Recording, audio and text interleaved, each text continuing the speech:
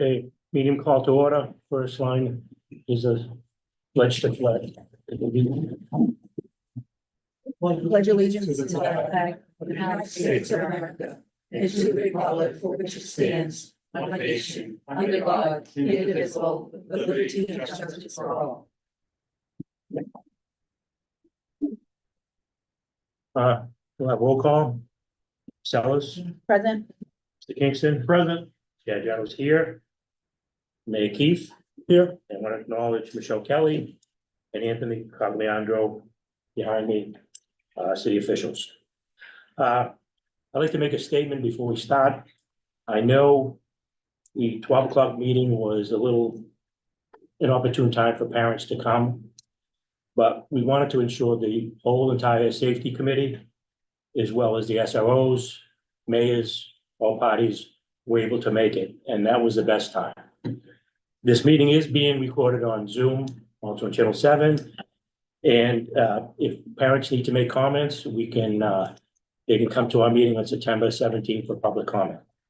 We will reserve public comment at the end for any city officials or any other public. I'd like to go start off with the mayor first, and then with the SROs. I'd like the school committee to hold all their questions until after the presentation is made. Thank you, Mr. Chairman. And to kind of echo your comments, and I hear them too, and I see them. Certainly, there's no public body that wants to hide from the public. This is a subcommittee meeting, very standard. I'm not a member of the subcommittee, but obviously I have to be here because there's a certain level of importance I think that I should be, as well as the other people that are here. This subcommittee shouldn't take the form of a public safety forum. We've had a number of those public safety forums over the last number of years where they've been at 6 o'clock at night in large auditoriums. And I think that there's going to be more yearning and calling to have these types of public safety forums, whether it's relative to our schools or outside of that. So we'll continue to support that. And I think that with the parental involvement and student involvement in our schools, there'll be, it's like something that we want to discuss is when we can schedule a public safety forum for our students, parents, educators to participate in. Just to, really give a brief comment on this instance that happened last week, and also instances considering there was some fallout outside of the school. We do have to take a deep breath and realize that there are 7,200 students in our environment. There are a number of educators and a number of faculty. The 1-2% really can't take all of the oxygen out of the room, but that doesn't mean that we don't take every instance seriously. We should never be reactionary leaders, none of us. We should never be reactionary employees.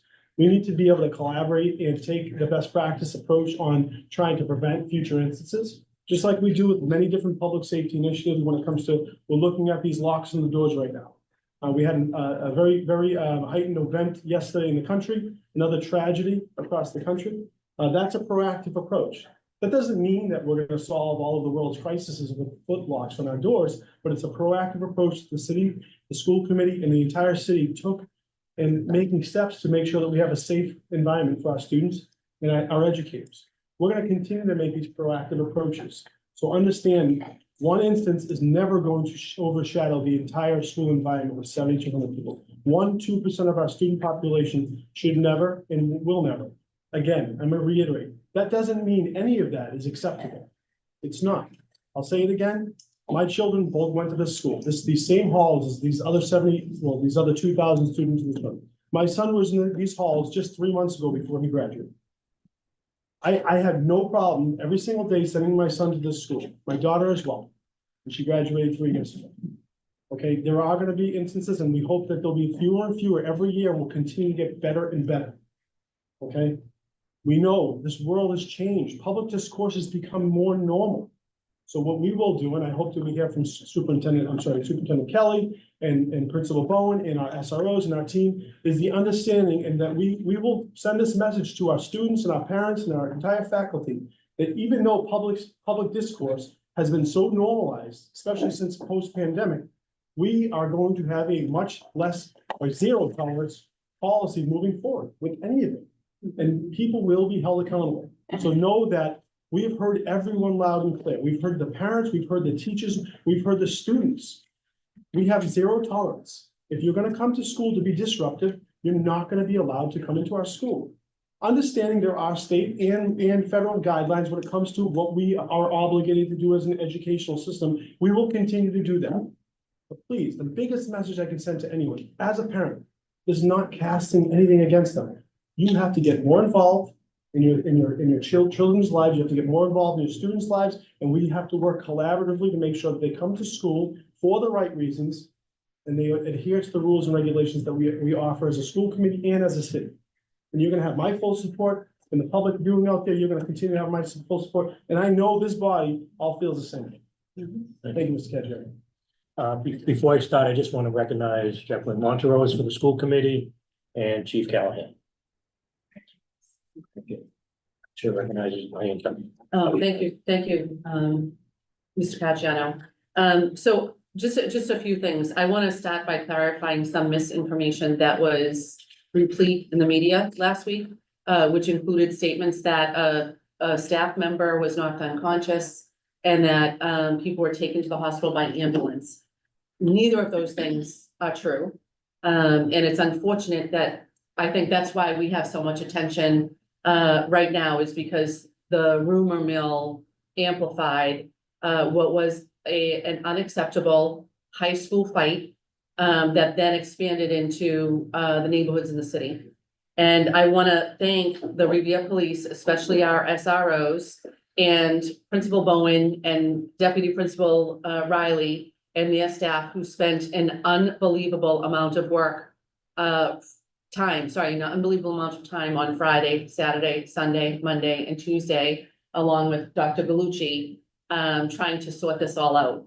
I don't know where we would be if we didn't have the relationship that we have with the Revere Police Department. My colleagues are jealous of that relationship, as they should be. So I want to give a little bit of information and update on where we are as a result of all of that investigatory work that we've done.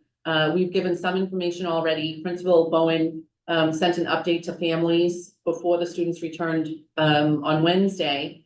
And so some of this information is out there, but just in general, I want to talk a little bit about the disciplinary action that we're taking relative to the students that were involved in this incident. And I'm going to talk in general terms because there is confidential student information that we can't share. And what we can't do, neither I nor Principal Bowen can share specific ramifications for individual students. What I can say is that we have identified 18 students who were involved in one way or another in this incident, either in the fight that occurred in school or the issue that took place on Beach Street after school. And in some cases, they were involved in both of those incidents. We are, as Principal Bowen put in his letter, engaging the full level that the law allows and engaging chapters 37H and 37H and a half around student discipline. And for folks who might not be familiar with those pieces of legislation, they allow long-term suspension and permanent expulsion for students who engage in particular activities or engage in hitting staff members, which did occur. I don't want to imagine that a staff member didn't get hit. Two staff members got hit. But again, nobody was knocked unconscious, so I've taken by ambulance to the hospital. All 18 of these kids are going to be treated individually. We're going to look at students' IEPs to see if there are any disabilities that might have caused students to engage in this work. That's through a legal process known as a manifestation hearing. Not all of the 18 students have IEPs, a handful of them do. Each of them will have a separate manifestation hearing. And each of the families will be notified of our intent to implement significant disciplinary action along the lines of what I just referenced. We're also working with the Revere Police on interventions to the aftermath. The chief has graciously allowed us to have the behavioral health unit housed at Revere High School for the next 2 weeks. That gives us 2 additional law enforcement officials who are working with our students and with our SROs and with the school administrative team to make sure everything remains stable as it has, thankfully, for the last 2 days since we've been back. And they're also gonna work with our social workers. We have 11 social workers at the high school. And the behavioral health unit will be able to work with our social workers to ensure that they have the full understanding of the resources available in the community that they can connect students and families to when they see a student beginning to ramp up. And I know that Captain O'Hara has made connection with the DA's office to see what resources they can provide to us. And I guess the last thing that I want to mention right now that we're already moving in the planning stages for is many of the parents of Revere High School students know that back to school night is next Thursday from 5 to 7. That's September 12th. And as part of that event, Principal Bowen and his team are putting together a forum for the community, for parents to speak to this issue and make sure that they have an opportunity for their voices to be heard. And, you know, as committee member Caggiano mentioned, this meeting is intended for us to relate to the school committee and the subcommittee what actions we're taking. But we don't want to disengage the rest of the community. And so parents will have an opportunity both at the back to school night next Thursday, and then the following Tuesday, the 17th, is the regular school committee meeting for the month of September. Okay. Would you like to speak basically of what transpired during that on August 28th and Yes, going forward? absolutely, Mr. Caggiano. Thank you very much for having me here today. And like I can say, just like Dr. Kelly said, and Mayor Keefe said, we have a tremendous relationship in the city of Revere with the school department and other city agencies. Everybody works together. The SROs work very well with the school department and vice versa. There's a lot of investigations that are being done in regards to this incident that occurred last Thursday. There's two parallel investigations going on. The police department is doing our criminal end of it. The school department is doing their administrative end of it. And we're gonna put all the pieces together. But I'll be honest, we're still researching video, identifying people that may or may not have been involved, identifying witnesses. And as of yesterday, we were still conducting interviews, and that is ongoing today. And there is numerous people that will be taken to court on various different charges. And right now that I want to be careful what I comment on, because a lot of them are juveniles. I don't want to say anything out of context or that I shouldn't say, but we're taking a very proactive approach. And as the mayor said, and as Superintendent Kelly said, we're gonna have zero tolerance for this. Because you have a small percentage that have disrupted the whole school and the community. And every person that we can identify that was involved, they're gonna be held accountable. Either on the school end, the court end, or both. They're gonna face consequences. So as time goes on, we're gonna peel the layers back, so to speak, on the onion and keep identifying people. Captain O'Hara has notified the court. I know Officer Singer and Sergeant Nicola have been involved with the court, speaking to different folks. I've had conversations with people at the court that are going to assist us in whatever way they can in the juvenile court. And, you know, I think one of the misnomers that people have, we have to be careful what action we take. There's a process. The school has a process. The police and the courts have a process. And as time goes on, and unfortunately, things don't move as fast as people want them to, but we are going to deal with this matter and it's going to be dealt with as best as possible. And we're not going to let this go. We're having a proactive approach, just like Dr. Kelly said. We have the BHU assigned down here. That's the behavioral health unit, where the officer was assigned to that unit, as well as a caseworker who is also a social worker and has a lot of experience dealing with younger people. He's going to be involved as well. So maybe we can do some positive community engagement and work through some of these problems that we're having in the community and try to ensure that it doesn't happen again.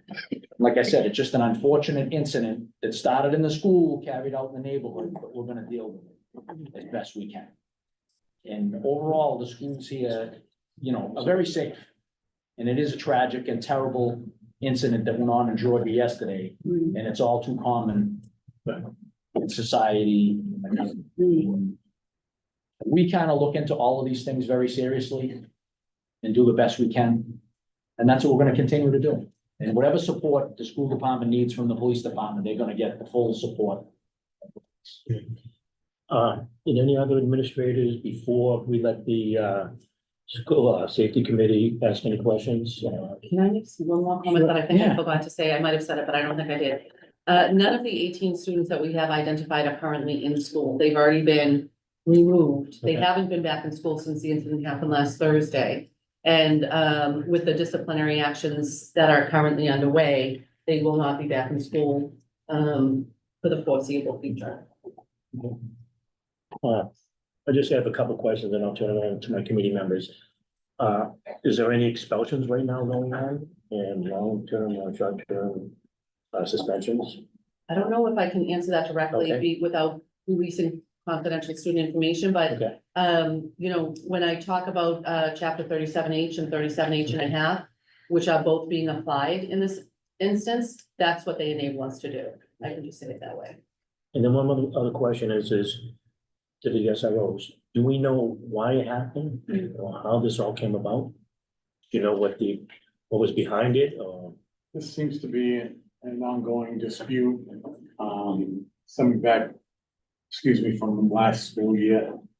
Okay, So, words are being said and it's just reigniting an old argument that they're not even sure what this is about. So so we really don't know the issues involved, but this stemmed from last year? we're currently working Okay. on trying to dig down, get to the source of the problem and trying to resolve the issue. Again, we just don't want this to keep going back and forth.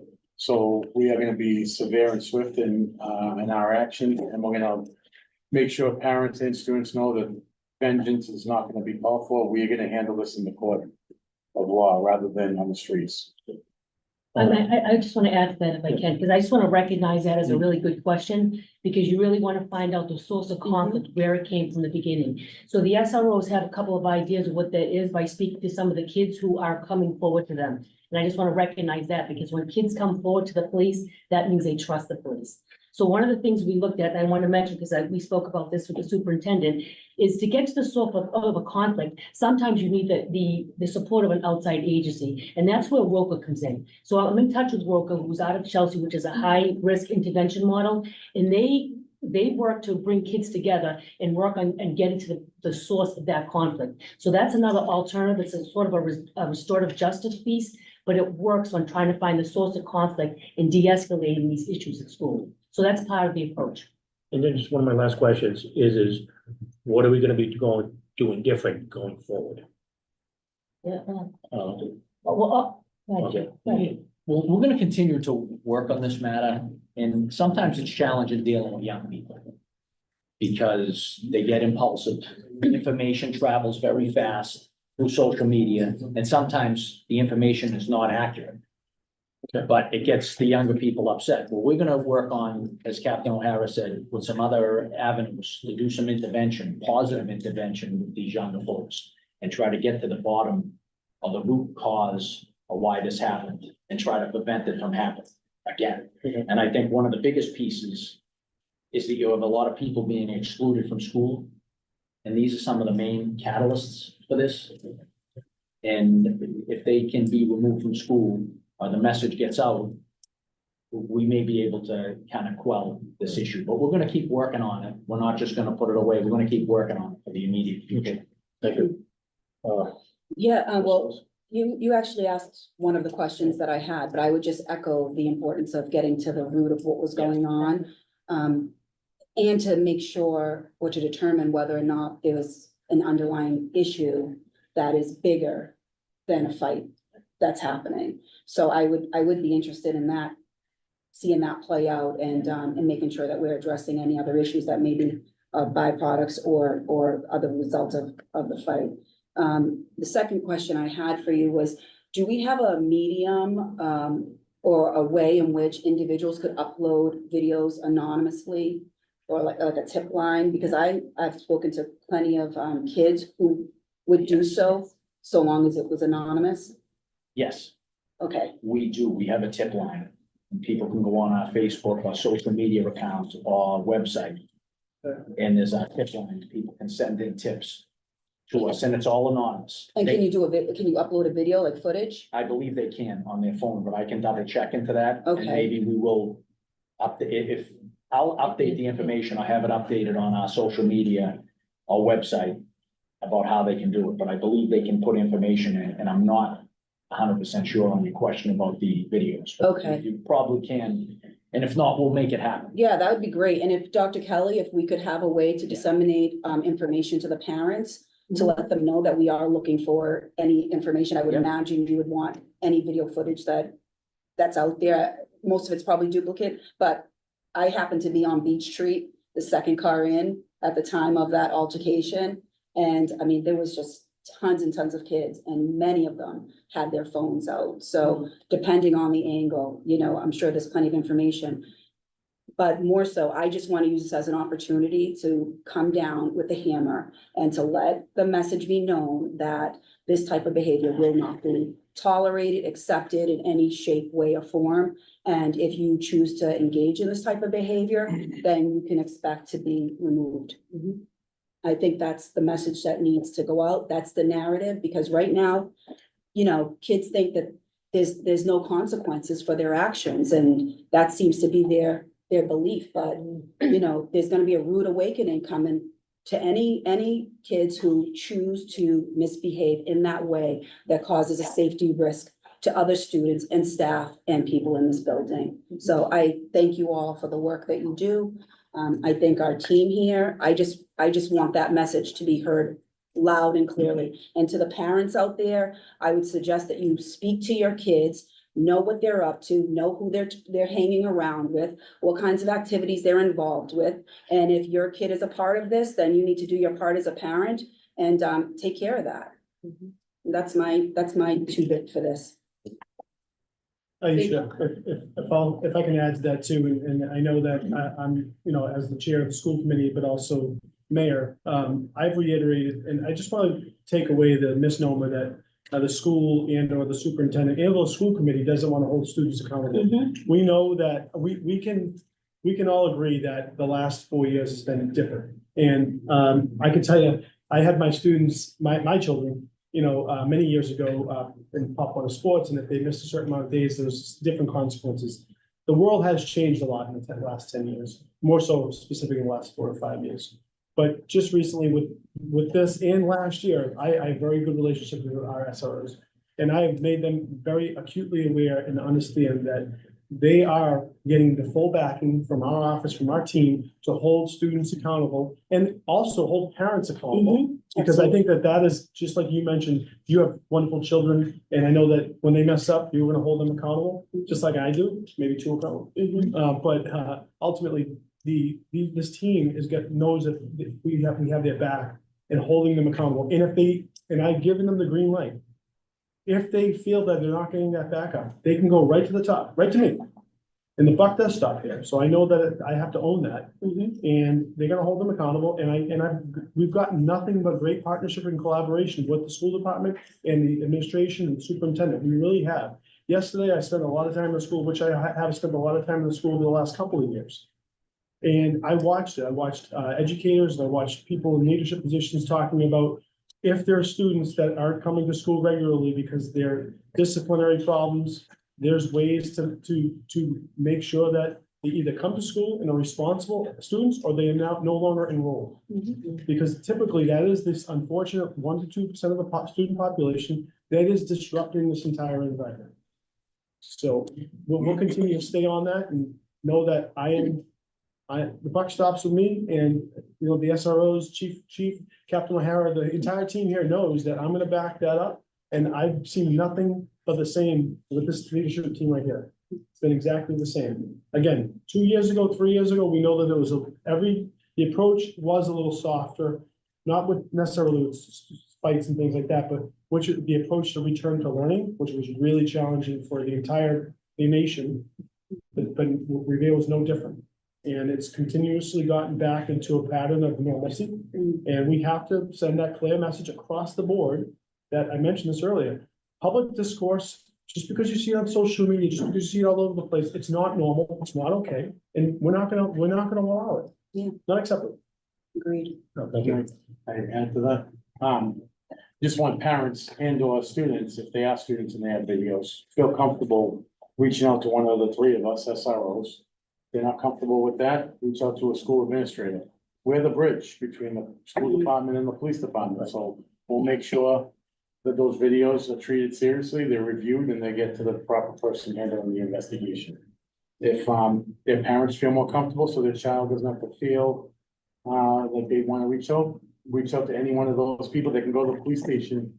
They don't feel like coming to the school regarding it. So there's, if going online doesn't work, contact one of us, go to the police station, contact an administrator. They have our cell phone numbers, they have our email addresses. There's many ways we could try to get those videos, but we would appreciate those. Absolutely. It's actually the students who came forth, the educators and police allowed us to take action. So that's just a positive thing to look at when you review things like this. That means they trust their teachers and they trust the police to help them. So we're always gonna look to improve, and we're gonna, make sure that there's an anonymous way if somebody wants to do that. But that is actually positive because it allowed us to take action, and we want zero tolerance when this type of behavior. Yeah, absolutely. Thank you. Is anybody from the space committee want to say something? Okay. First of all, I appreciate everything that the school side has done, and I appreciate the SROs very much. My good friend, Mr. Matera, who passed away and was on the committee, had left me his playbook. And one of the pages that he had was, he had reached out to a security company to enhance and support the SROs. I would like to discuss that idea. I just like to discuss it, because maybe that's something we should do. We did put in the budget for, I want the parents to know this, we did put in the budget for a fourth SRO. I know the police department is short staffed, I get it. My son's a police officer and I get it. So I know you can't give us a fourth SRO officer. But we've had 3 SRO officers since you were an SRO officer yourself, sir. So I know you understand the challenges. What I would suggest, so in addition to possibly Mr. Matera's idea about the security company, my second suggestion is something I'd like to discuss is having a police officer on detail be here every day from 11 to 3. Now, I understand everyone's doing their best today, and we're gonna do our best, and I'm not faulting anyone, but unfortunately, a month from now, some other problem may come up at some other school, or something else may happen. And things kind of, I won't say go away, but they kind of, they tend to drift off because there's a secondary problem. So I know we put a full effort into the high school for security, and I think that's great. But I really think having an extra body up here would be helpful. And I think it's something that, I think it would be helpful. You're obviously the right person, but someone up here every day, literally walking the corridors. I don't want to see another staff member get hurt. I really don't. There's an enormous, emotional and physical, they're hurt. It's just not something, that I think they should be. I know some of them have, restraint training and all that, but I don't want to see someone in their late 50s, a woman, breaking up a fight between 2, healthy 18-year-olds. So, I'd really like to see the school department, have a detail every day here. I think there are more problems, in my opinion, there's more problems at dismissal than there are in the morning. So I think a 4-hour shift every day, 11 to 3, just to help. I have no problems with the people that we have. I appreciate them all. I know them all. I've known them all for a long time. So that's not the issue. It's just, there's 3 people, and I just don't think it's enough. And I understand the chief's problem. He doesn't have enough officers. I get it. So we can't get that 4th SRO. I understand. But I don't think paying someone a detail or overtime, I believe would be a detail rate, to be up here. From the parents that I've spoken to, and even the kids I've spoken to, I think they'd appreciate seeing that presence. They're very happy with what they have. They know the people. Our SROs are great. They're at school events. I go to things, I go to football games and other things. I see them there. I see them interacting with the kids, and they do a wonderful job. But I don't think they can honestly say if they had another person that they wouldn't want it. So I really think it's a short-term solution. Hopefully in a year or so, maybe we'll get some more officers in the academy and we can get our 4th SRO. But I do think someone being up here all the time, that's just assigned here and doesn't get called away. Because let's be honest, you guys get called to a different school to handle a problem, or someone's on vacation, or someone's out sick that day. So now we're down to 2 guys. I know the police department and the chief is very proactive. He was a former SRO himself for many years. So I know he gets it and understands the problem, but I do think having an extra body would be very helpful, and I can't imagine, in good conscience, I can't imagine why that wouldn't happen. I mean, it's expense, you know, to be honest, it'd be expensive, someone going to a hospital or someone being out because they got hurt, just isn't worth it to me. Table that for our next meeting. Do you want to talk about the conversation? we had? Yeah, one thing I wanted to also say in regards to that thing, and I think we need further discussion on it. One of the things I was looking at also was maybe looking at retired police officers that want to work 4 or 5 hours. So we have consistency every day and it doesn't cause an administrative issue. So these are the things we need to talk about going forward. And I do want to can't make a motion on it, but we can table this for further discussion on this. Because this is something we need. If we can have consistency as well as have the SROs back up, whether it be retired police officers or military or something we can put together that would be very beneficial, you know, for our school system. And I don't know if any other school committee person would like to. Yes, thank you, respond to Mr. us. Chair, so I think just to start on that point, I don't think it's okay that we're now jumping to talk about militarizing our schools. And to reference back the security firms the late Mr. McCara spoke to, they were all ex-military special ops. And he went out and signed a contract on his own, representing the district and the school committee to bring them here, which went against our procedures and also public bidding laws. I think it's good that this is being tabled, but I want the record to show that jumping over to bringing in a militarization of our schools is not okay, but that was just my point on that to provide context on how that went about. That's not okay. Now, there's a few other points that I do want to bring about. I think the first is talking with our district team and our police department is parent accountability. So my first question is, what does parent accountability look like on the side of the police department? I know other states have started to also prosecute parents when students commit certain actions of violence and create unsafe environments. So I think questions on that for you. And then my 2 questions for the district team is, when is DCF triggered to go and visit homes when students are continuously committing the same actions and behaviors? And my other question for the district team is, when those reentry conversations with students who are suspended happen, are parents or caregivers required to be there so that they're constantly engaging that accountability? So I have 2 other points, but I'll stop on that first and I'd like to keep going. Well, I will answer some of your questions about the parents. On the legal end of it, school teachers and administrators, just like the police department, are mandatory reports. 51As, which is basically gets filed with the state. And for the state we're mandatory reporters, so we have to file it. Like immediately, as soon as we can, when there's an issue with a child or someone that's underage, and they will investigate it. They will open a case. And if it's a child that already has a 51A case already opened, there's probably a caseworker assigned and things like that. So that would probably get put off to that person so they can facilitate an additional investigation.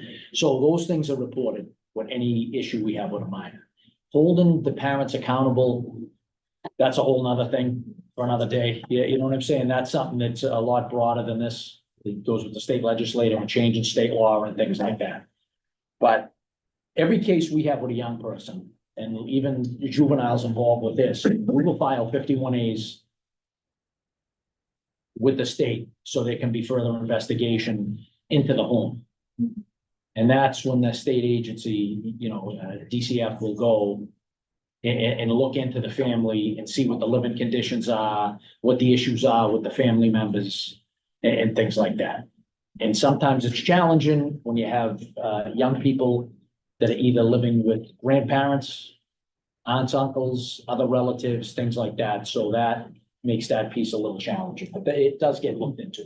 So, and that's where the state gets involved. And also if that young person has involvement with the juvenile court also will get notified and be aware of the issues that are going on.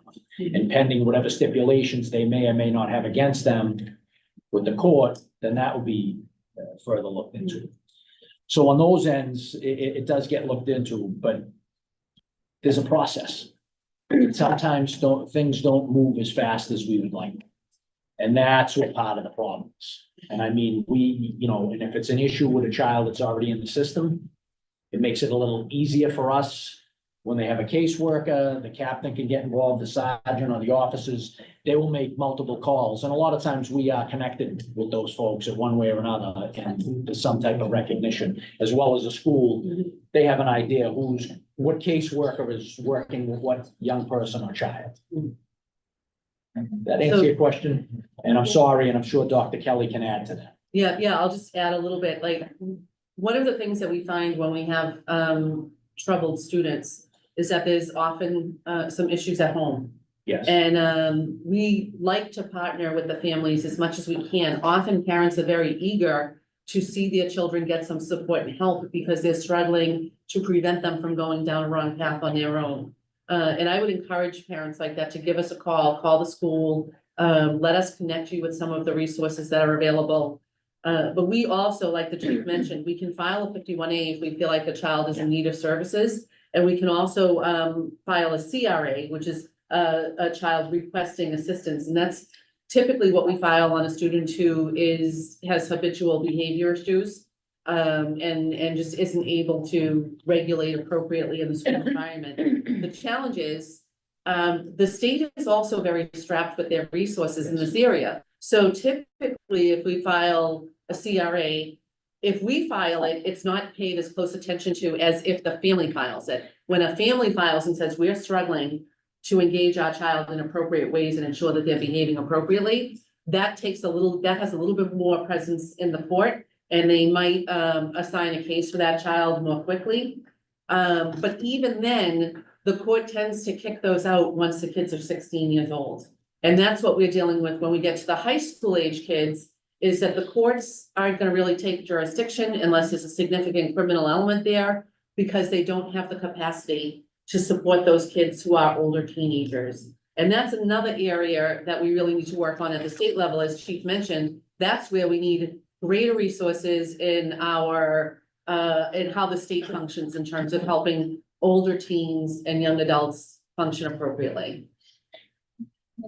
Oh, and sorry, one other thing, the parents are required to attend the reentry meetings after a student has been suspended. Thank you. And then my next point, Mr. Chair, was, something for the subcommittee to look more into is we all know how involved our community is, especially, community members who may not have students in the school, but they recognize that it takes a village to, support our students. And so I was wondering if maybe it's good to just give quarterly updates on how the community can get involved, right? So all those constituents who email us about the concerns, become a mentor for big brothers and big sisters, apply to be our hall monitor so that you're in. There was a school, I believe in Louisiana or Tennessee, that a group of fathers started where they were voluntary hall monitors, and that drastically helped reduce the violence in the school. So I think it's great that our community is concerned, and I really invite them to just get more involved beyond those emails and take those actions. And so I don't know if maybe that's an idea you all wanted to flesh out on, working with the district on what are some opportunities that community members can get involved, and then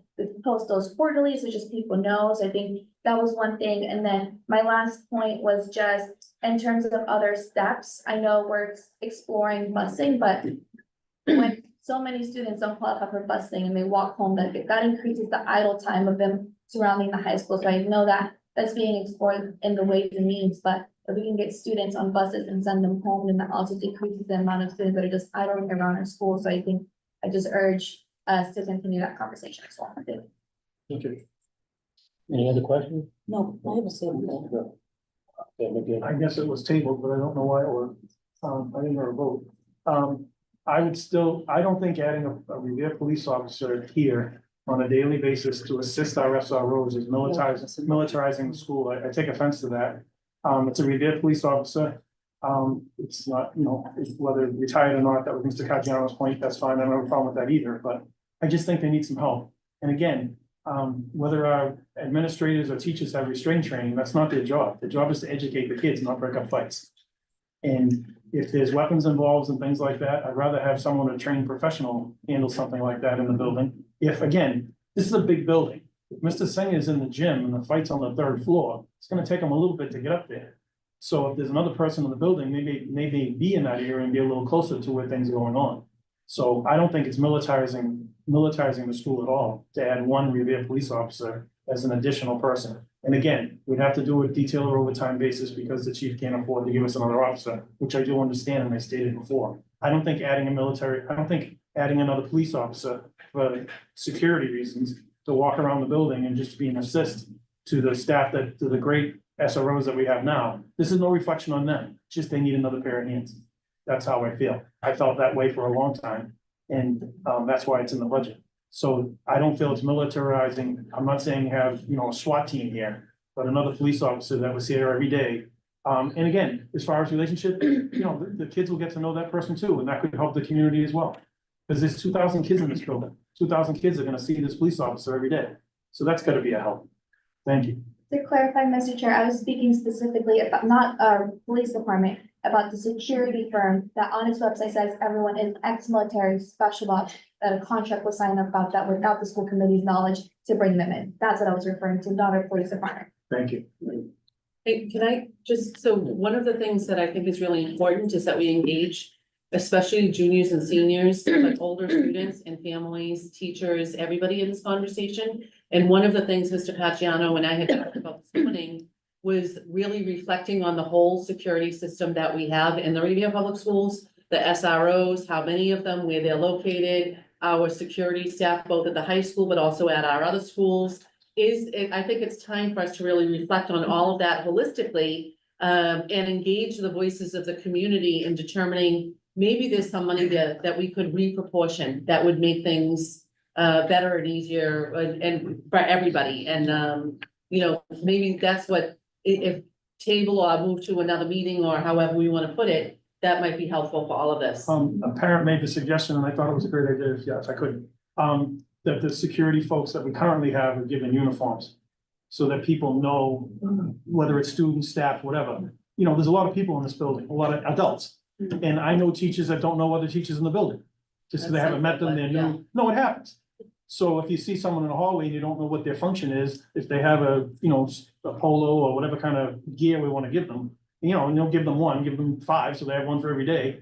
So people will know, oh, that's a security person, that's who that is. I know we can wear a lanyard like this, but sometimes they're difficult to see. But if you see a red shirt, blue shirt, whatever the color of the day, or whatever we decide to give them, people will know who's that.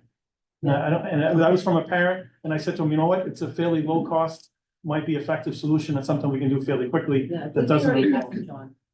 Chris, can you do they have security? We have staff shirts for both in that role. We have new staff shirts that you're wearing currently right now. But we do, so everybody is given.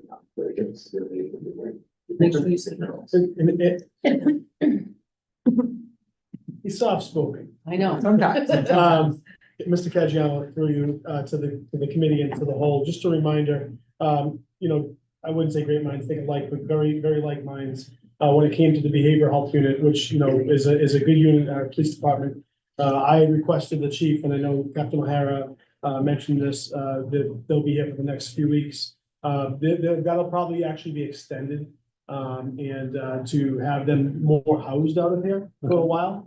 And how long that is, we don't have a full commitment yet, but they will be doing other casework, but we're asking that they spend a majority of their time in the building, and they can do casework from here. We certainly have Wi-Fi and computers, and they can work from here. And that is, there's a social worker, there's a police officer, and another caseworker. So having extra hands and bodies and that have that kind of understanding of the environment, and also creating the relationships with students, because you mentioned it, that's one of the biggest things. And I know, and I'm gonna say Joe and Joe, but because I know this so well, but more eloquently, Sergeant Nicola, Officer Brennis, and Officer Singer have unbelievable relationships with our students, but just our entire youth population.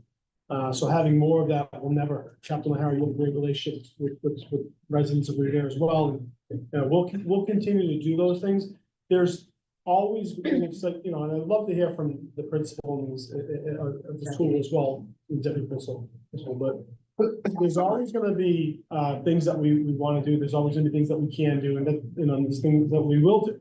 And but every time, it's kind of like we talk about traffic and speeding. Someone blows a red light and hits a car, the immediate reaction is more signs, more this, more that. And then you do that, and then 3 months later, something else happens. So it's one of those where we taking that holistic approach, really taking a serious step back and taking a look at how we can do things better, and then measuring. And then measuring it is really key and important, is we have to make these investments and create these ideas, implement them, and then we have to stand back and measure them. Because one approach might work in Revere, another approach might work in another city, and it's always gonna be see how well it works. And I think it's a really good time to look at our security system and measure it Yeah, and see what's working, what's not working. yeah, I just have one. Themselves. Yeah, one final, we're talking about proactive approaches, and this is a safety committee meeting. I am interested in having sweeps with the dogs, unannounced, on a more regular basis. I understand that it takes a large amount of work in various different entities to make that happen, but even if we did it several times a year, I think, not to say that, we won't know what's going on unless, as the mayor has said, we're proactive in our approaches to things. So that's something I just want to put out there. I know we did it before. We talked about, possibly doing it again. So I just want to revisit that. So, if we could revisit that during the next Yeah. safety meeting, that Yeah, would we be can great. schedule another safety meeting, we can discuss more about, helping out the SROs, whether it be additional cops, or hiring retiree cops going forward. If I could just add something real quick. I know we focus a lot on deterrence and we want more. It all starts here on this phone, right? The kids, all the information is fought on that phone before it gets to us. So the intelligence is here. Sometimes the kids don't want to come forward because they don't want to be labeled as a snitch or a rat. So, but the parents, if you talk to your kids and you're in step with your children and you can come forward and talk to us. So I urge you, if you wanna help, this is the best way to do it. You could be the one to come forward. Your kid's under 18, they're not able to come forward or they're scared to come forward or whatever. Come to us, like everybody's saying, it takes a village, right? Everybody's focused on deterrence. This is prevention right here. You don't hear often, very seldom you hear about a fire in the school because we work on fire prevention. So we work on police prevention and fight prevention. We're gonna get all the information we need from the help of the parents. But just, we're here. The last thing the police want to do is give a kid a record, especially a juvenile. It's gonna stick with him for the rest of his life. The last thing an educator or a teacher wants to do is not give that kid the opportunity to come to school and be around his peers and learn. So we're not waking up in the morning going, oh, how can I put this kid out of school today? No, it's an unwritten rule since you were a child. You put hands on somebody else, you're gonna get punished for it. We've been learning that since day one, since you were a toddler. So it's gonna keep carrying with you for the rest of your life. Just know there's gonna be accountability for your actions. And if you got the information, bring it to us. We can't just make it come out of thin air. If something's happening, somebody's threatening your kid, come tell one of us. And we'll investigate it and we'll hold them accountable. Thank you. We're gonna open it up to public. Yeah. Yeah.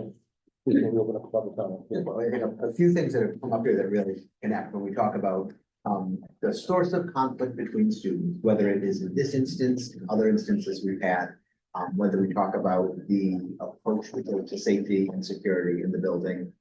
Then we talk about perimeter security, we talk about SROs, we talk about kids in conflict, we talk about the horrific incident that happened in Georgia yesterday. Like, I think a thing schools do well, and I think a thing policy does well, is jump with ideas and solutions before we often really understand exactly what we're trying to solve.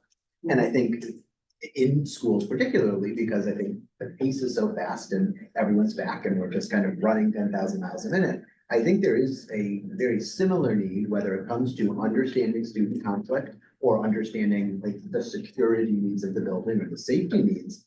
There's I think a way that we could, as a community, including families, including teachers, including everyone in this room, kind of really take a more like design thinking approach of like, how do the users of the school, the students, the families, the teachers, the educators, what do they need to feel safe? What do they need to feel secure? And then what ideas come in response to those needs? And I think too often we go to, oh, here's an idea, this is the thing we should try, let's do this, and we do that ourselves. I think as administrators, the number of iterations that we've tried of where are our campus supervisors stationed? What bathrooms are open at what time? And lunch, where do kids go? And like, there's so many different combinations of that. None of that really starts with the problem of, well, how are kids navigating the building and why, right? And I think that there's just a need, or rather an opportunity in this moment with all the people here to talk about what are the different needs we have.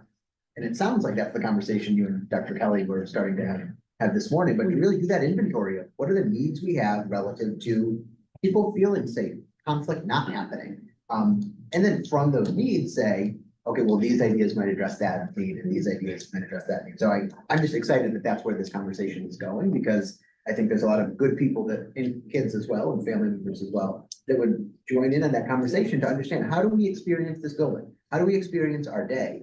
And then like what needs to happen to make that better for people. So I'm excited that that's where this is going. Thank you. Thank you.